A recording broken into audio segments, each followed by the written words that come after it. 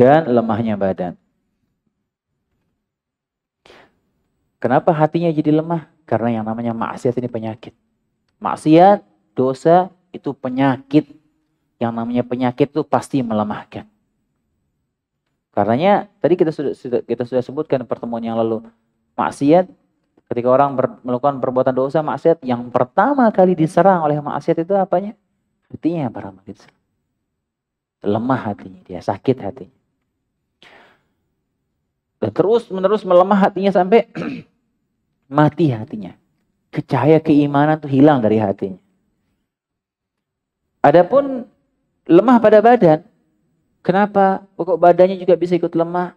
Karena badan ini mengikuti hati.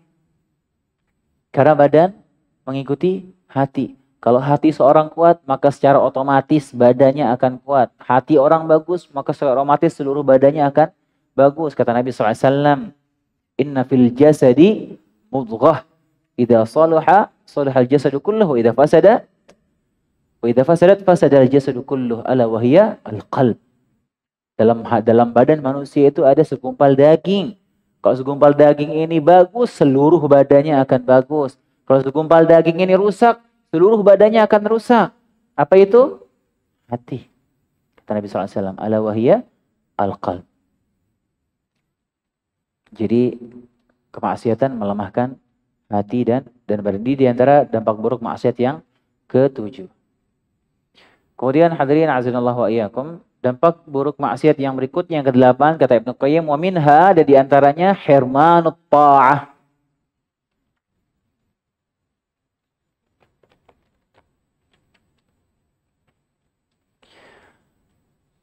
Dampak buruk yang ke-8, dampak buruk dosa dan maksiat yang ke-8, yaitu pelakunya akan terhalangi dari ketaatan kepada Allah SWT. Orang yang bermaksiat, berbuat dosa, dia akan terhalangi dari menjalankan ketaatan kepada Allah Subhanahu wa taala.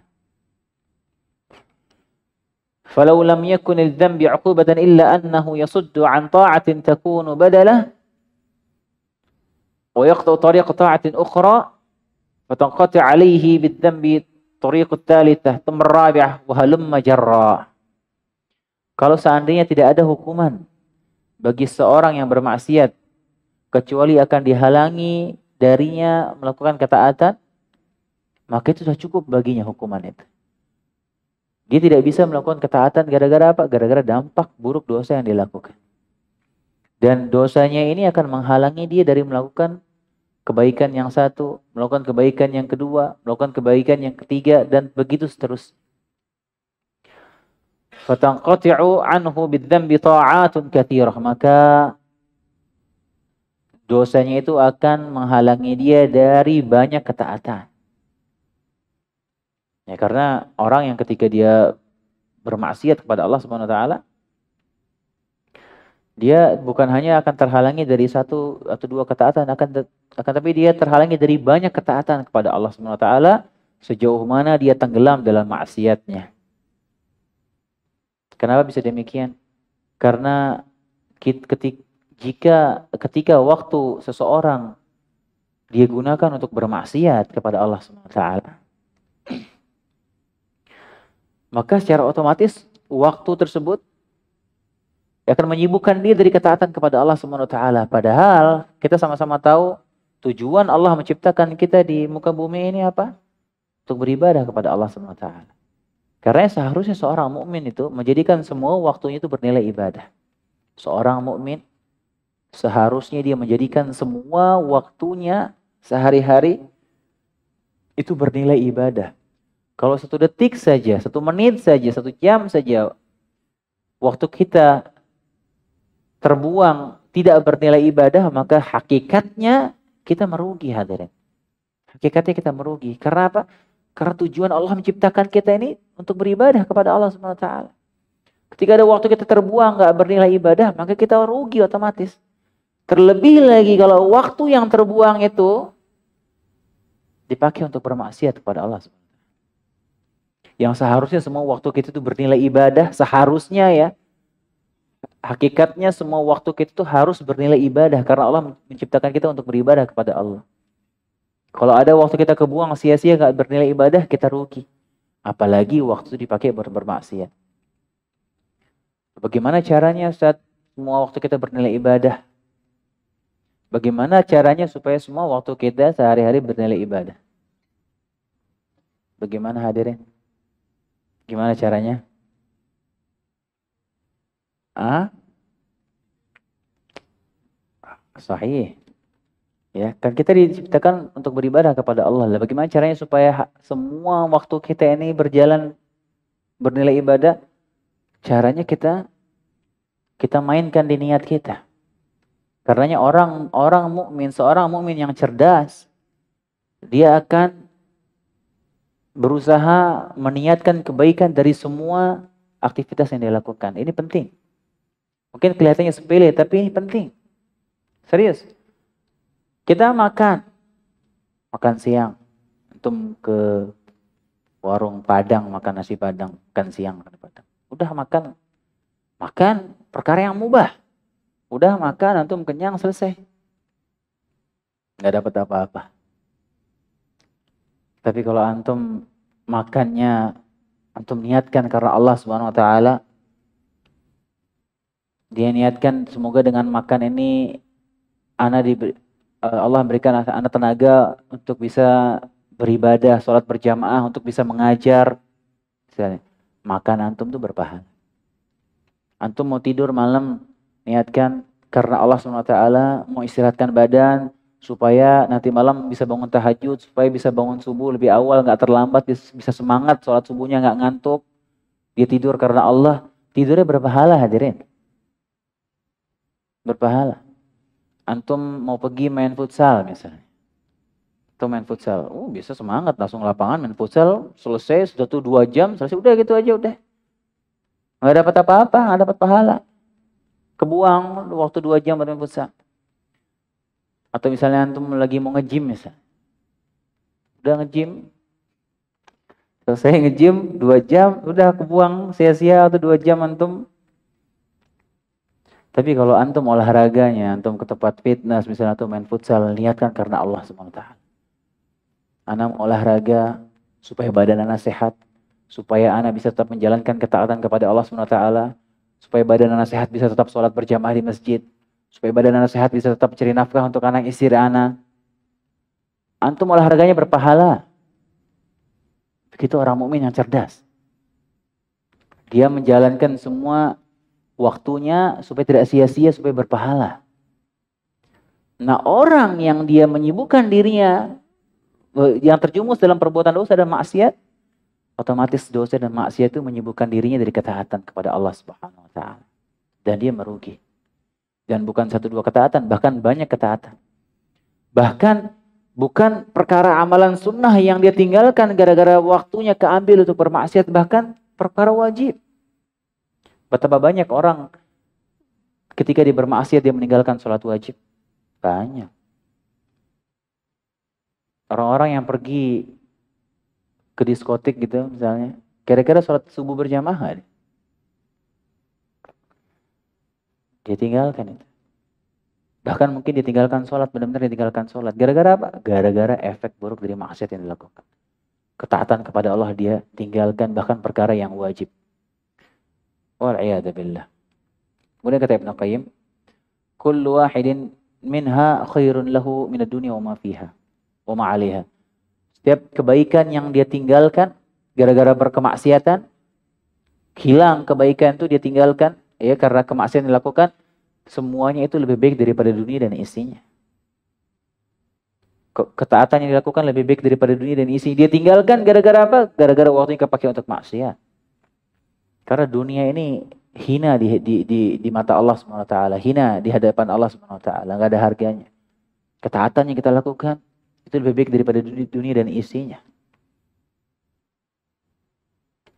Wa hadza karrajuli akal aklatan awjabat lahu mardatan tawilatan man'athu min iddati akalatin atyaba minha, wallahul musta'an. Kemudian Ibnu Qayyim memberikan gambaran, contoh, ilustrasi. Ibaratnya seperti orang yang dia makan satu makanan.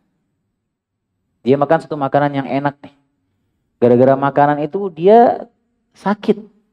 Terserang penyakit gara-gara makanan itu. Efeknya apa? Gara-gara sakit itu dia nggak bisa makan makanan yang lain yang lebih enak dari itu. Gara-gara dia sakit yang dirasakan gara-gara satu makanan. Wallahul musta'an.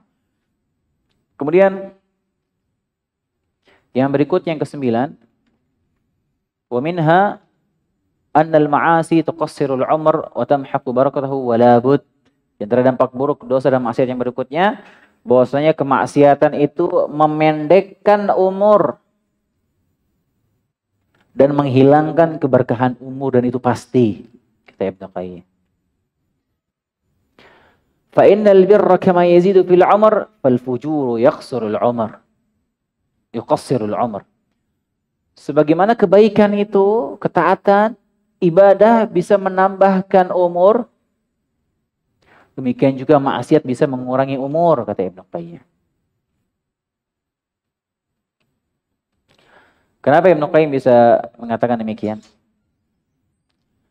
Karena Rasulullah SAW menyebutkan beberapa ketaatan. Satu ketaatan saja, itu Rasulullah SAW menjanjikan umurnya akan diperpanjang oleh Allah SWT. Apa itu? Apa itu? Ketaatan yang bisa memanjangkan umur. Silaturahmi. Kata Nabi SAW, man ahabba an yubsata lahu fi rizqihi wa yunsa lahu fi atharih falyasil rahimahu. Barang siapa yang ingin diluaskan rezekinya dan dipanjangkan umurnya, maka hendaknya dia menyambung silaturahmi. Dari satu ketaatan ini saja bisa memanjangkan umurnya dan memberikan dia keluasan rezeki. Sebaliknya, kalau dia memutuskan silaturahmi, apa dampaknya kita sebutkan waktu itu dalam beberapa pertemuan yang lalu dalam surat Muhammad ayat 22 dan 23. Kata Allah SWT, "Fahal asaitum in tawallaitum an tufsidu fil ardi wa tuqatti'u arhamakum?" Maka apakah kiranya jika kalian berkuasa, kalian akan membuat kerusakan dan memutuskan silaturahim? Ulaika alladziina la'anahumullah fa asammahum wa a'ma absarahum. Mereka itu adalah orang yang dilaknat oleh Allah SWT dan dijadikan buta, dijadikan tuli dan buta mata mereka. Gara-gara apa? Gara-gara memutuskan silaturahmi. Jadi ketaatan itu bisa menambahkan umur dan maksiat itu bisa mengurangi umur. Kalau keberkahan umur sudah pasti sudah. Nanti kita bahas, Ibnu Qayyim menyebutkan perbedaan pendapat dalam masalah ini. Wa qad ikhtalafa an-nasu fi hadzal mawdi'. Kata Ibnu Qayyim, terjadi perbedaan pendapat dalam masalah ini. Terjadi perbedaan pendapat memahami makna umurnya berkurang gara maksiat, jadi 3 pendapat. Yang pertama, qala ta'ifah, kelompok yang pertama berkata, nuqsanu umril ma'asi wa huwa dhahabu barakati umrihi wa mahquha alaih. Pendapat yang pertama, maksudnya berkurang umurnya apa? Yaitu hilang keberkahan umurnya. Keberkahan umurnya nggak ada. Hilang keberkahan umurnya. Walaupun umurnya sampai 60-70 tahun, tapi keberkahannya nggak ada. Sia-sia umurnya itu. Karena apa? Karena Allah angkat keberkahan umurnya akibat maksiat yang dilakukan. Wahada haq, kata Ibnu Qayyim, dan ini benar, nyata. Kalau masalah keberkahan umur yang hilang gara-gara maksiat itu udah benar, udah pasti. Ini pendapat yang pertama. Wa huwa ba'du ta'thiril ma'asi, dan ini adalah sebagian dari efek maksiat, kata Ibnu Qayyim, hilangnya keberkahan umur. Dan ini benar, pendapat yang pertama ini, keberkahannya benar, hilang sudah. Wa qala ta'ifah, pendapat yang kedua mengatakan bal yanqusu haqiqah, benar-benar umurnya berkurang. Bukan keberkahannya, umurnya benar-benar dikurangi sama Allah Subhanahu wa taala. Gara-gara dia bermaksiat.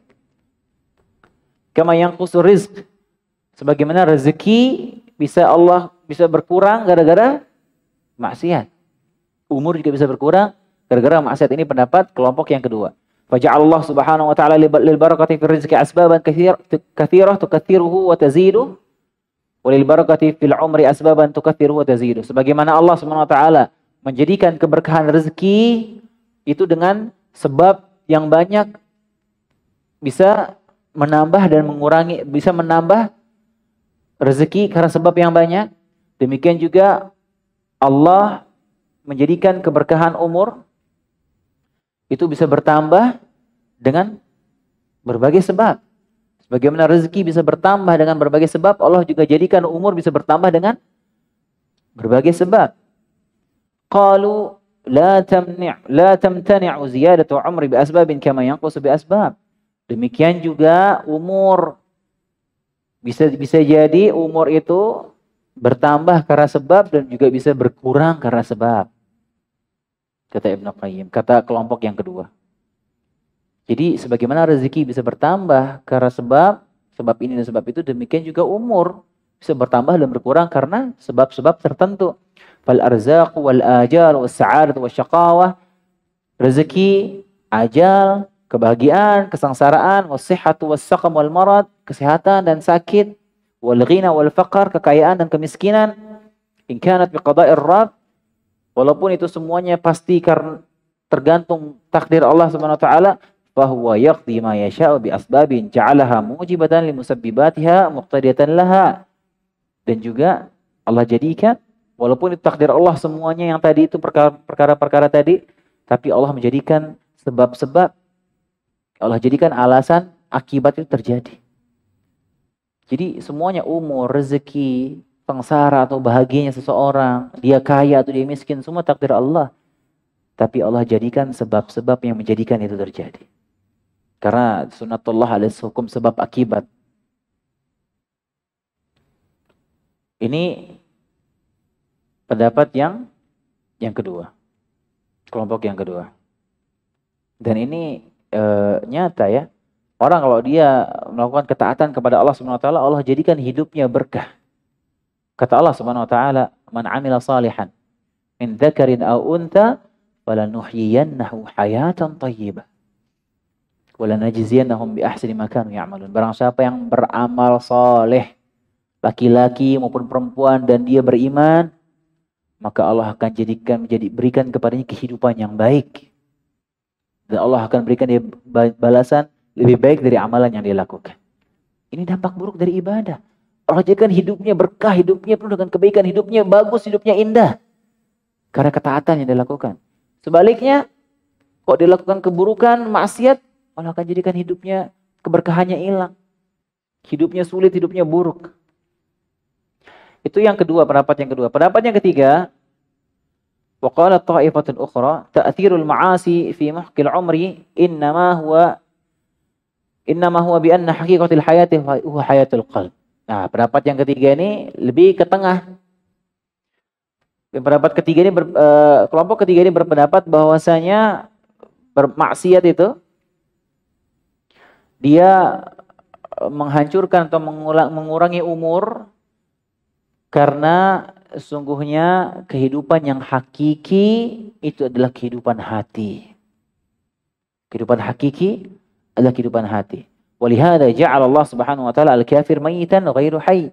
Karenanya Allah Subhanahu wa taala menjadikan orang kafir itu, disebutkan oleh Allah Subhanahu wa taala bahwasanya orang kafir itu mayit. Orang kafir mayit. Bukan hidup. Karena apa? Karena hati mereka mati. Hati mereka kufur kepada Allah, jauh dari ketaatan. Maka Allah namakan mereka mayit. Karena kelompok yang ketiga ini mengatakan bahwasanya kehidupan yang hakiki itu kehidupan hati. Karena ketika dia bermaksiat kepada Allah, hatinya sedang mati itu. Hatinya ketika tidak menjalankan ketaatan kepada Allah, zahirnya dia enggak sedang hidup, sedang mati. Kama qala ta'ala amwatun ghairu ahya. Sebagaimana Allah sebutkan tentang orang kafir, amwat ghairu ahya. Mereka mayit semua, bukan orang hidup. Fal hayatu fil haqiqati hayatul qalb. Kehidupan yang hakiki adalah kehidupan hati. Wa umrul insan muddatu hayatihi falaysa umruhu illa awqati hayatihi billah. Perhatikan kalimat ini. Baik, insyaallah kita lanjutkan ba'da salat Isya sampai jam 8 atau jam 8 lebih dikit. Subhanakallahumma bihamdika asyhadu an la ilaha illa anta astaghfiruka wa atubu ilaik. Assalamualaikum warahmatullahi wabarakatuh. Alhamdulillahirabbil alamin wa bihi nasta'in wa ala umuri dunya waddin. Wassalatu wassalamu ala asyrafil anbiya'i wal mursalin nabiyina Muhammadin wa ala alihi wa sahbihi ajma'in. Amma ba'd. Kita lanjutkan pembahasan kita pada poin ke-9, yaitu bahwasanya kemaksiatan, dosa dan maksiat itu mengurangi umur seseorang. Dan Ibnu Qayyim rahimahullah ta'ala menyebutkan 3 pendapat dalam masalah ini. Yang pertama menyebutkan pendapat pertama bahwasanya maksudnya mengurangi umur itu adalah hilangnya keberkahan umurnya. Dan ini sudah benar pasti. Ketika orang bermaksiat hilang keberkahan umurnya. Pendapat yang kedua maksudnya adalah mengurangi umurnya beneran. Benar-benar umurnya berkurang. Sebagaimana rezeki seseorang itu bisa bertambah dan berkurang karena beberapa sebab, karena ketaatan bertambah, berkurang karena kemaksiatan, demikian juga umur menurut pendapat yang kedua. Umur bisa bertambah karena ketaatan seperti dia menyambung silaturahmi, demikian juga umur bisa berkurang. Benar-benar umurnya berkurang. Ajalnya semakin cepat. Karena beberapa sebab, di antaranya maksiat. Kemudian kita sampai tadi pada pendapat yang ketiga. Pendapat yang ketiga ini lebih ke tengah. Ya, mereka berpendapat bahwasanya kehidupan hakiki itu adalah kehidupan hati. Jadi efek dampak maksiatnya itu pada umur itu maksudnya adalah dia menghilangkan kehidupan hakiki yang ada pada hatinya. Ya, karenanya Allah menamakan orang kafir itu mayit, bukan orang hidup. Karena apa? Karena hati mereka tidak pernah diisi dengan ibadah kepada Allah Subhanahu wa taala. Kemudian Ibnu Qayyim menyebutkan ya dalam pendapat yang ketiga ini, wa umrul insan muddat hayatihi falaysa umruhu illa awqat hayatihi billah. Umur manusia itu adalah selama hatinya hidup. Dan tidak ada bagi dia umur kecuali waktu-waktu hatinya hidup ketika beribadah kepada Allah Subhanahu wa taala. Fatilka sa'atu umrihi, itulah waktu-waktu umurnya. Fal birru wat taqwa wat ta'ah tazidu fi hadhihi al-awqat. Ketaatan, ya, kebaikan itu akan menambah waktu kehidupan ini, kehidupan hati maksudnya. Dan itulah kehidupan yang hakiki. Jadi maksudnya dimaksud pendapat yang ketiga ini bahwasanya kehidupan yang sebenarnya ada kehidupan hati. Jadi waktu di mana hati hidup, waktu di mana hati kita hidup, itulah umur kita sebenarnya. Karena kita hidup, hati itu hidup dengan ketaatan, dan itulah tujuan kita diciptakan oleh Allah Subhanahu wa taala. Jadi kalau seorang itu dia melakukan ketaatan, itulah tujuan Allah ciptakan dia. Ketika dia melakukan ketaatan, hatinya hidup. Nah, pada saat hatinya hidup, itulah umur dia sebenarnya. Itulah umurnya secara hakikat. Ini menurut pendapat yang ketiga. Artinya jika dia bermaksiat, maka dia setelah keluar dari kehidupan yang hakiki itu dan hidupnya sia-sia, dia nggak dianggap hidup ketika dia bermaksiat. Itu maksudnya. Ini pendapat yang ketiga. Dan subhanallah ya, kalau kita perhatikan dan yang lebih menakjubkannya lagi, masalah kehidupan yang hakiki ini. Ketika orang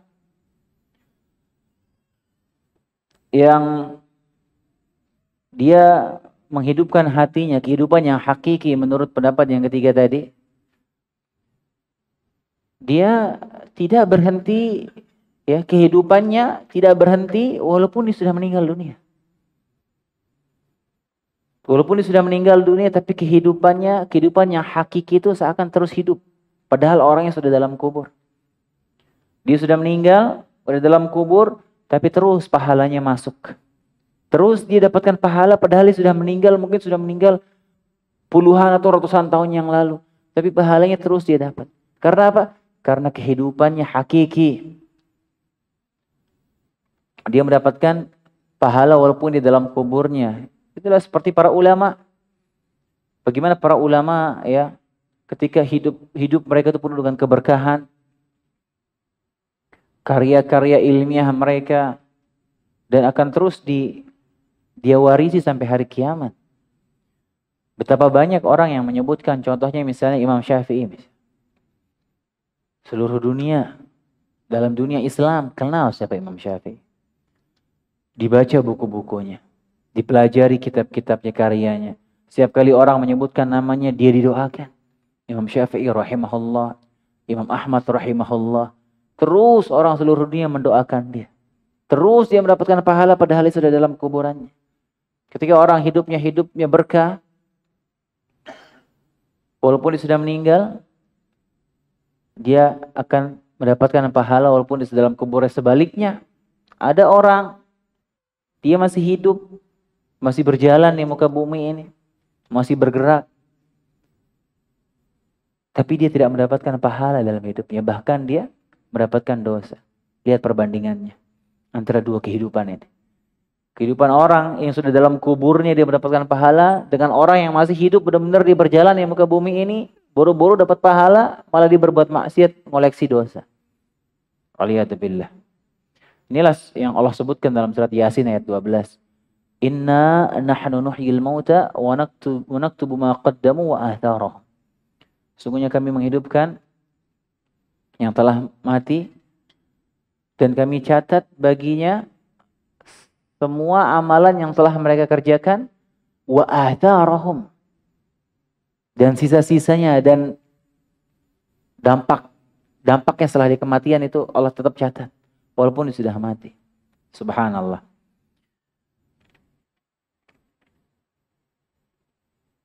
Kemudian Ibnu Qayyim menyebutkan,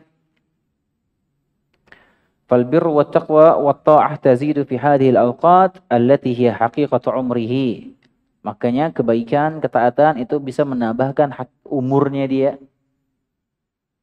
Umurnya yang sebenarnya itu, wala umra lahu siwahu, tidak ada umur bagi dia kecuali itu, kecuali dengan menjalankan ketaatan. Ayyam hayatihi haqiqah allati yajidu ghibbaha idha'atiha yawma yaqul ya laitani qaddamtu li hayati. Yaitu orang-orang yang menyia-nyiakan hidupnya tersebut, dia akan mendapati buah dari perbuatannya itu, tidak beramal soleh di hari kiamat nanti. Ketika Allah menyebutkan ya laitani qaddamtu li hayati, bagaimana orang-orang itu akan mengatakan ya laitani qaddamtu li hayati. Seandainya dulu aku melakukan amal-amal saleh untuk kehidupanku. Menyesal mereka. Itu dia poin yang ke-9. Ya. Wasirul mas'alah, kesimpulannya wasirul mas'alah anna umral insan muddata hayati. Kesimpulannya, intinya dari permasalahan tadi bahwasanya umur manusia itu adalah kehidupan yang hakikat. Wala hayatahu illa bi iqbalihi ala rabbih, dan tidak ada kehidupan, enggak ada kehidupan hakiki kecuali ketika dia menjalankan ketaatan kepada Allah Subhanahu wa taala. Kemudian poin yang ke-10, hadirin azanallahu wa iyyakum. Dan poin ke-10 yang Ibnu Qayyim paparkan di sini sesuatu yang sangat luar biasa ya, menakjubkan, subhanallah. Kadang-kadang ketika kita membaca ini, saya baca kitab ini, Ibnu Qayyim merincikan ini luar biasa. Seakan beliau ini mewawancarai para orang-orang yang sudah terjerumus dalam dosa itu. Luar biasa. Dan ini wakil yang kita saksikan sekarang. Dan yang bikin mengherankan lagi, subhanallah, ketika Ibnu Qayyim merincikan dengan detailnya bagaimana dampak buruk dosa, dan kita saksikan ini. Poin-poin tadi benar-benar kita saksikan. Seperti yang kita sebutkan di awal itu. Orang yang berbuat dosa, dampak buruk dari dosa dan maksiat itu, dia gelisah kalau mendengar kebaikan. Kumpul sama orang-orang soleh yang gak betah dia. Orang yang hatinya kotor sama dosa, coba diputarkan kajian. Hatinya menolak, gak mau dia dengar. Di mobil misalnya putaran kajian, gak mau. Coba puterin musik, suka hatinya dia, nerima hatinya dia. Ajak nonton film, nerima hatinya dia. Tapi ajak dengerin kajian, gelisah dia. Hatinya nolak. Dan ini nyata kita saksikan. Ini poin ke-10 ini luar biasa ya. Kalau kita saya baca, saya berpikir Ibnu Qayyim ini menyebutkan ini dampak buruk pelaku maksiat. Dan beliau menulis ini di zaman dia, di zaman beliau, zaman belum ada listrik, belum ada internet, belum ada TV, belum ada HP. Subhanallah. Dan beliau sudah menyebutkan begini dampak buruk. Dari zaman itu hadirin. Gimana lagi di zaman sekarang? Yang mau bermaksiat zaman sekarang ini mau berbuat dosa cuma modal jempol. Kalau dulu orang mau bermaksiat harus pergi ke suatu tempat. Kalau sekarang enggak, di kamar tempat duduknya dia bisa bermaksiat. Lewat HP-nya, lewat TV-nya, lewat komputernya. Beliau menyebutkan faslun, pasal berikutnya. Al-ma'asi yuwallidu ba'duha ba'dha. Dan ini masih nyambung ya, dampak buruk maksiat yang berikutnya yang ke-10. Bahwasanya maksiat itu akan melahirkan kemaksiatan-kemaksiatan yang lain. Perhatikan poin ini. Wa minha annal ma'asi tazra'u amthalah. Di antara dampak buruk dosa dan maksiat bahwasanya kemaksiatan itu akan menanamkan benih maksiat yang lainnya. Wa yuwallidu ba'daha ba'dha. Maksiatan itu akan melahirkan kemaksiatan yang lainnya. Hatta ya'uzzu 'alal 'abdi mufaraqatuha wal khuruj minha. Sampai pelaku maksiat itu sulit untuk berpisah dan keluar dari maksiat itu. Terseret dan tenggelam di dalam maksiat. Ketika dia berani melangkahkan kakinya ke satu kemaksiatan, itu akan membawanya ke kemaksiatan berikutnya lagi. Sampai dia tenggelam, sulit dia keluar dari kubangan maksiat tersebut. Kama qala ba'du salaf, sebagaimana sebagian salaf berkata, inna min 'uqubati sayyi'ati sayyi'ata ba'daha. Di antara hukuman dari keburukan adalah akan datang keburukan yang lainnya. Wa inna min thawabil hasanati hasanata ba'daha. Dan di antara pahala kebaikan itu akan mendorong dia melakukan kebaikan yang lainnya. Subhanallah. Ini sebagaimana yang Allah Subhanahu wa taala firmankan dalam surat Syura ayat 23, "Wa may yaqtarif hasanatan nazid lahu fiha husna." Barang siapa yang mengamalkan suatu ketaatan, Allah akan berikan balasan bagi dia untuk melakukan ketaatan dan ketaatan yang lain. Ini dampak baik dari kita melakukan kemaksiatan amal soleh. Sebaliknya tadi, melakukan keburukan maksiat itu akan melahirkan keburukan-keburukan berikutnya. Fa innal 'abd idza 'amila hasanatan qalat ukhra ila jamdiha i'malni aydan. Seorang hamba ketika dia melakukan suatu amal soleh kebaikan, amal soleh yang di sebelahnya, saudaranya akan berkata, amalkan aku juga. Dia amalkan itu, amal soleh berikutnya akan berkata, amalkan aku juga. Terus begitu, dia terus melakukan amal soleh ke amal soleh yang lainnya. Fa'idha amilaha qalat tsalitsah kadzalik wa halumma jara. Dia lakukan lagi, yang ketiga ngomong begitu juga, dan terus seperti itu. Kemudian fatadha'aful ribhu wa tazayyadil hasanat, maka keuntungannya akan berlipat ganda dan kebaikan juga akan berlipat-lipat. Wa kadzalika janibus sayyi'at aydan, demikian juga keburukan. Ketika dia melakukan keburukan yang lain akan berkata, lakukan aku juga. Kerjakan aku juga. Terus begitu. Lakukan keburukan yang kedua, keburukan yang ketiga. Terus seperti itu. Hatta tasiru ta'atu wal ma'asi hayat rasikhah. Wa sifat lazimah wa malakat thabitah. Subhanallah. Dan dia terus menerus melakukan keburukan. Kebawa dia. Keburukan. Melahirkan keburukan yang lainnya. Sampai maksiat itu menjadi sifat dan kebiasaan yang melekat pada dirinya. Wa'iyadzabillah. Walau 'attala al-muhsin ta'at nafsihi, walau 'attala al-muhsin at-ta'at la daqat 'alaihi nafsuh. Perhatikan kata Ibnu Qayyim. Kalau seandainya seorang muhsin, orang yang baik, orang yang melakukan ketaatan, dia meninggalkan ketaatan itu, dia biasa lakukan, dia tinggalkan ketaatan, maka akan sesak dadanya. Wadaqat 'alaihi al-ardu bima rahubat. Bumi ini akan terasa sempit bagi dia. Wa ahassa min nafsihi ka'annahu al-hutu idza faraqa al-ma' hatta yu'awiduha. Seperti ikan yang kalau dia keluar dari air, gelisah dia sampai dia kembali ke air, sampai dia kembali melakukan amalan tersebut. Fataskunu nafsuhu wa taqirru 'ainuhu. Lalu hal itu menjadikan hatinya tenang kembali. Dan ini benar hadirin, subhanallah. Coba perhatikan. Orang kalau dia biasa melakukan amalan soleh, kalau suatu waktu dia tinggalkan tanpa ada sebab, nggak tenang hatinya dia.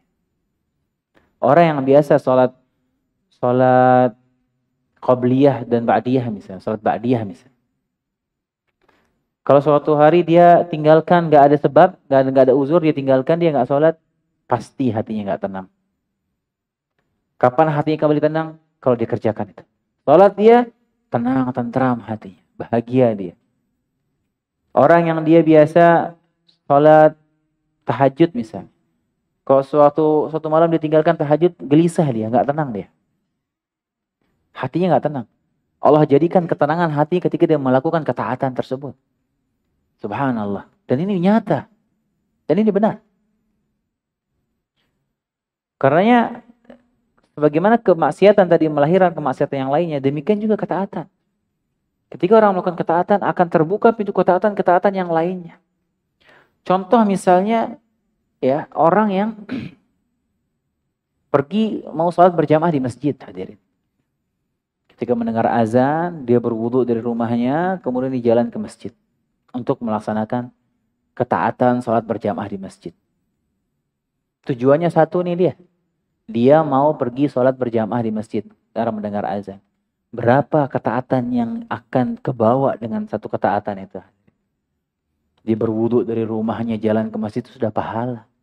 Setiap langkahnya dia langkahkan ke masjid itu berpahala. Dia mau masuk masjid, dia berdoa kepada Allah berpahala. Dia menunggu sholat, dapat pahala dari Allah SWT. Sementara nunggu sholat, nunggu iqamah, dia menunggu iqamah. Orang mau datang, mau masuk masjid, dia duduk di rumahnya dengar azan, langsung datang ke masjid, langsung duduk kita. Bisa duduk itu kira-kira? Pasti dia akan ke bawah untuk sholat qabliyah, pasti hadir. Benar nggak? Sholat sunnah qabliyah dia. Pergi, masuk di dalam ketaatan yang lain. Selesai sholat qabliyah, belum qomat, dia masih nunggu sholat, dapat pahala lagi. Berdoa dia, nunggu iqamah misalnya, atau dia membaca Al-Quran, masuk dia ke dalam ketaatan yang lainnya. Selesai dia sholat berjamaah, membaca dia zikir setelah sholat, ketaatan yang lainnya. Selesai zikir, sholat ba'diyah dia lagi, masuk dalam ketaatan yang lainnya. Mau keluar masjid, baca doa dia, jalan ke rumah, pulang dari masjid, dapat pahala. Itu baru satu ketaatan yang lakukan sholat berjamaah di masjid.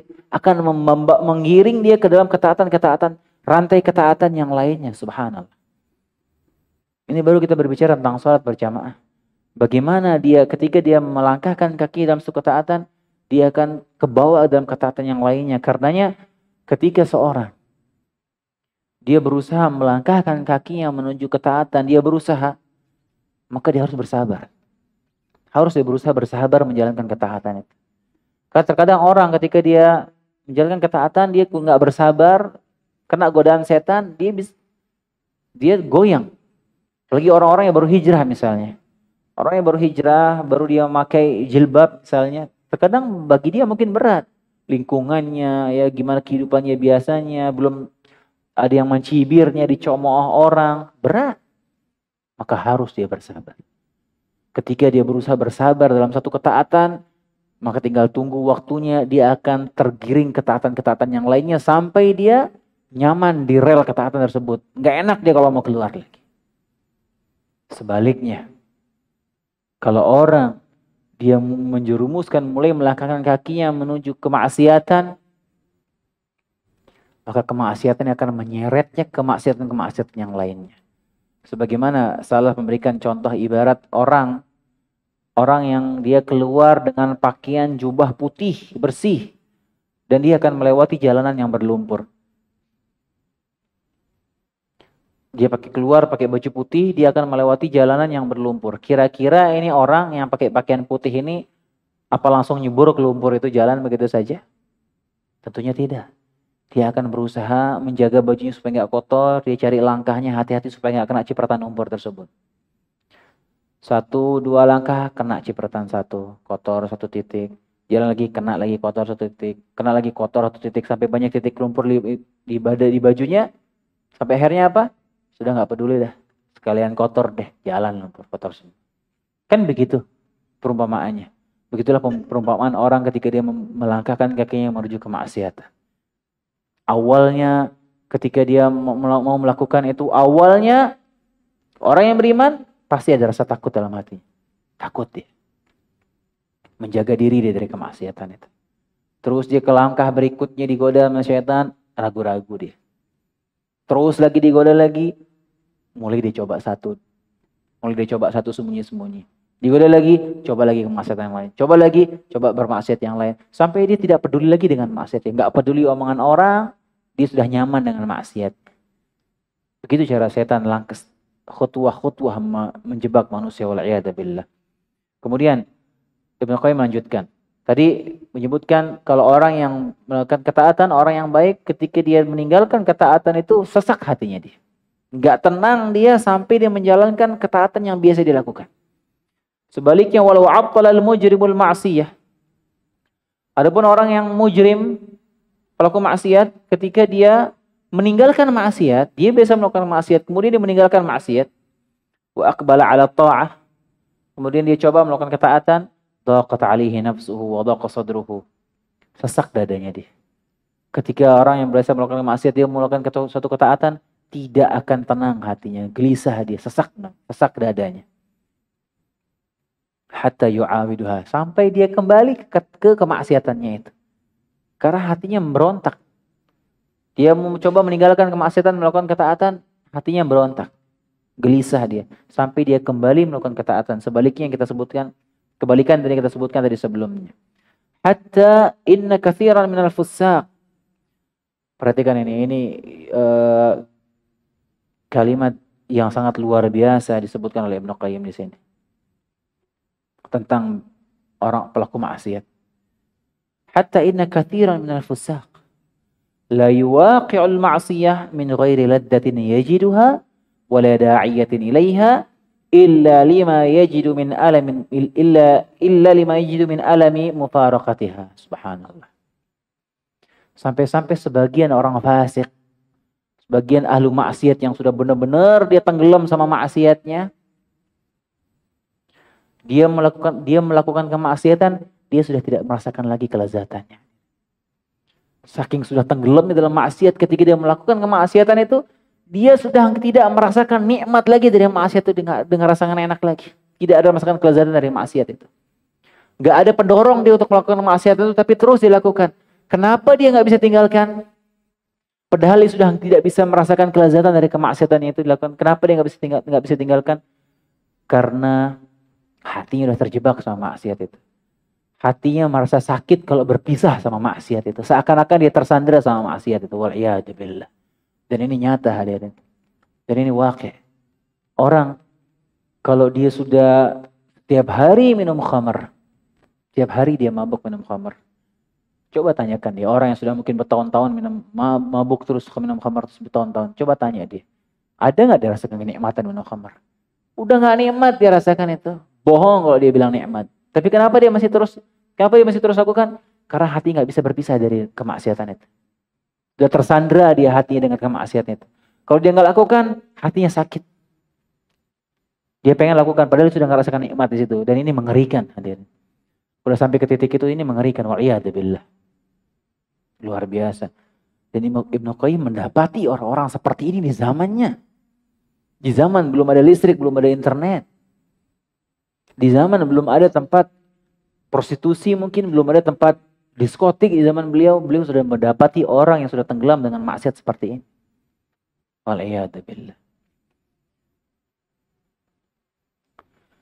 Kama sarraha bidzalika Syekhul Qaum Hasan bin Hani, sebagaimana Syekhul Qaum Hasan bin Hani sebutkan dalam syairnya, Wa ka'sin syaribtu ala laddatin, dan satu gelas khamar yang aku minum dengan kenikmatan. Wa ukhra tadawaitu minha biha, dan yang berikutnya, gelas yang berikutnya hanyalah sebagai penyembuh dari yang pertama. Wa qala akhar fakanat dawa'i hiya da'i bi'ainiha, obatku adalah penyakit untukku sebenarnya. Kama yatadawa syaribul khamri bil khamri, sebagaimana pemabuk, orang yang minum khamr, berobat dengan cara minum khamr. Sakit dia kalau nggak minum khamr. Dia akan terus minum khamr. Wal'iyadu billah.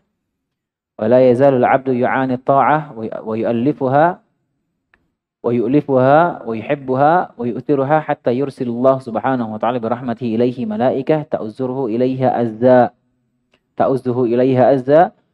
tuharriduhu 'alaiha.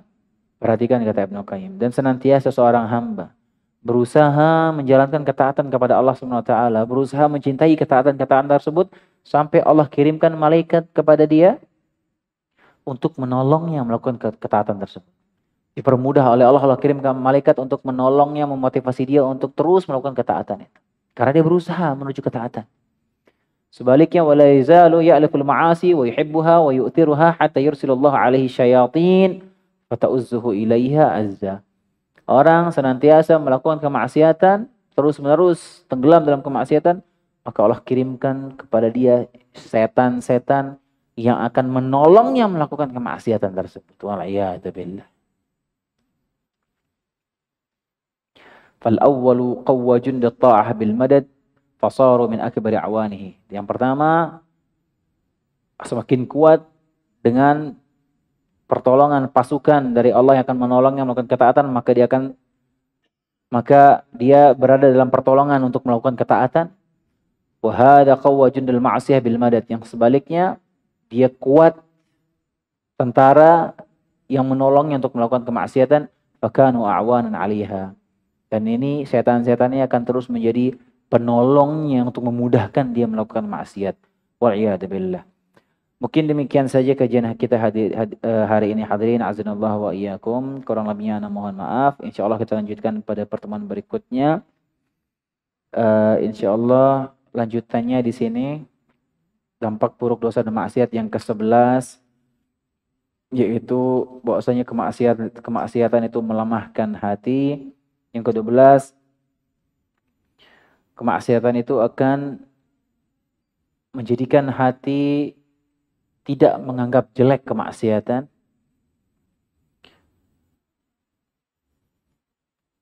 Kemudian kemaksiatan menjadi sebab terhinanya seorang hamba.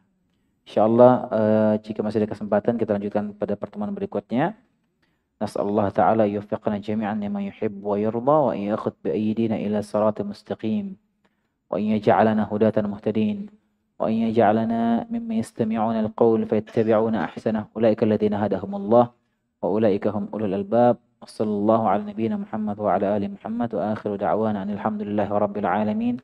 Assalamualaikum warahmatullahi wabarakatuh.